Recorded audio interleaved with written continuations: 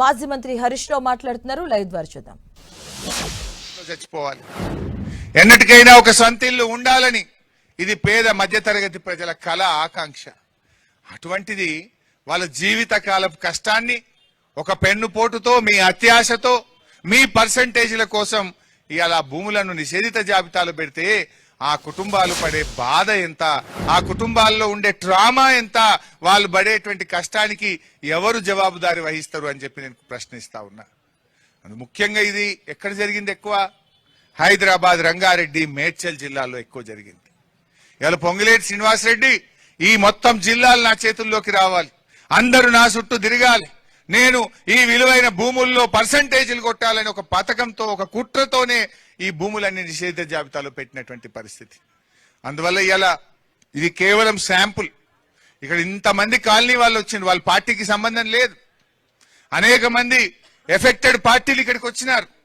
మా రాజశేఖర రెడ్డి ఎమ్మెల్యే గారు అన్నా, మా దగ్గర కాలనీలు ఇబ్బంది పడుతున్నారు, ప్రజలు ఇబ్బంది పడుతున్నారు, దయచేసి మీరు రావాలి, ప్రభుత్వం మీద ఒత్తిడి పెంచితే ఈ ప్రజలకు భరోసా దొరుకుతుంది, ఒక నమ్మకం దొరుకుతుంది, ఒక ధైర్యం దొరుకుతుంది అని చెప్తా ఉన్నారు. ఎవరు కూడా భయపడొద్దు. రేపు ఎప్పుడు అసెంబ్లీ పెట్టినా కూడా ఈ నిషేధిత జాబితాలో పెట్టిన భూములన్నీ తొలగించేదాకా, పేద మధ్యతరగతి ప్రజల కష్టాలు తొలగేదాకా బీఆర్ఎస్ మీకు అండగా ఉంటుంది. అరే మొత్తం సరూర్ నగర్ పెట్టేసిందట, కూకట్పల్లి ఏరియా పెట్టేసిందట, బంజారా హిల్స్ పెట్టేసిండ్రు, జూబ్లీ హిల్స్ పెట్టేసిండ్రు, అంబర్పేట పెట్టేసిండ్రు, ఎక్కడ ఉప్పల్ ఏరియాలో పెట్టేసిండ్రు. ఈ ఏరియా ఆ ఏరియా లేదు, ఏది పట్టది పిచ్చోన్ చేతి లెక్క రాయిపోయింది. ఒక మల్కాజ్గిరిలో 30,000 ఇండ్లు పెట్టిండట, 30,000 ప్రాపర్టీలు నిషేధిత జాబితాలో పెట్టిండ్రు. అంటే 30,000 కుటుంబాలు ఆగమైనట్టే కదా. అయితే ఇక్కడ జోక్ ఏంటంటే పాపం 30,000 మందికి తెలియదు. ఎవరైనా అమ్ముతేనో, ఎవరైనా భూమిని బ్యాంకులో కులవెట్టడానికి పోతేనే వాళ్ళకి తెలుస్తుంది వాళ్ళ భూమి వాళ్ళది కాకుండా అయిపోయింది, ఇది నిషేధిత జాబితాలో పెట్టిండ్రని. పాపం వాళ్ళు భరోసాతో ఉన్నారు. రిజిస్ట్రేషన్ చేసుకున్నా, ఫీజు కట్టిన గవర్నమెంట్ కు, నా దగ్గర లింక్ డాక్యుమెంట్ ఉంది, ఇది నాదే అనుకుంటున్నారు. కానీ ఈ గవర్నమెంట్ దాన్ని, మీ భూమిని మీకు కాకుండా చేసింది, మీ ప్లాట్ మీకు కాకుండా చేసింది, మీ అపార్ట్మెంట్ నీది కాకుండా రాసేసుకున్నారు. అందుకే ఈ ప్రభుత్వానికి కూడా మనం చెప్పాల్సింది ఒకటే, మిస్టర్ రేవంత్ రెడ్డి, ప్రజల ఆస్తులపై నీ ఇష్టమున్నట్టు పెత్తనం చేస్తే ఈ ప్రజలందరూ కలిసి నీ ప్రభుత్వాన్ని పాతర పెడతారు, జాగ్రత్త అని చెప్పి నేను హెచ్చరిస్తా ఉన్నా. సో మిత్రులారా, డెఫినెట్ గా బీఆర్ఎస్ మీ వెనుక ఉంటది. మీ సమస్య పరిష్కారం అయ్యేదాకా పోరాటం చేస్తాం.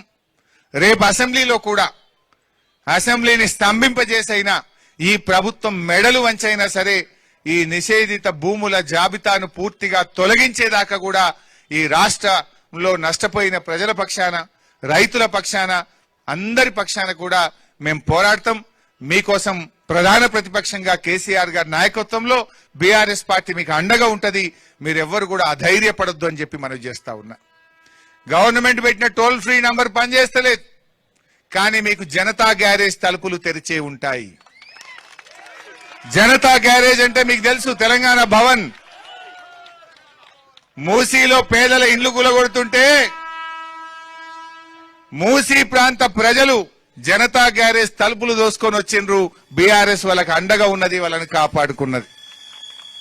నేను ఈ మల్కాజ్గిరి నుంచి కూడా రంగారెడ్డి, మేడ్చల్, హైదరాబాద్ రాష్ట్ర ప్రజలకు నేను భరోసా ఇస్తా ఉన్నా, అధైర్యపడకండి, మీకోసం జనతా గ్యారేజ్ తలుపులు తెరిచే ఉన్నాయి, ఎవరైనా రావచ్చు.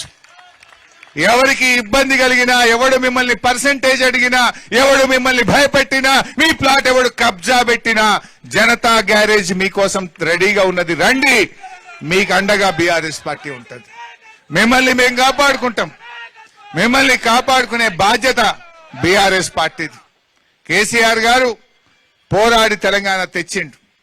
తెలంగాణ ప్రజల కోసం, ఈ రాష్ట్రం కోసం తన ప్రాణాన్ని ఫలంగా పెట్టిన నాయకుడు కేసీఆర్.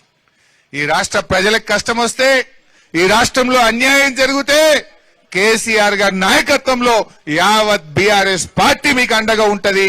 ధైర్యంగా ఉండండి. ఏ ఇబ్బంది వచ్చినా నేరుగా మా జనతా గ్యారేజ్ కు, తెలంగాణ భవన్ కు రండి, మా దృష్టికి తీసుకురండి, మీకు అండగా ఉంటాం, మిమ్మల్ని కాపాడుకుంటాం. జై తెలంగాణ.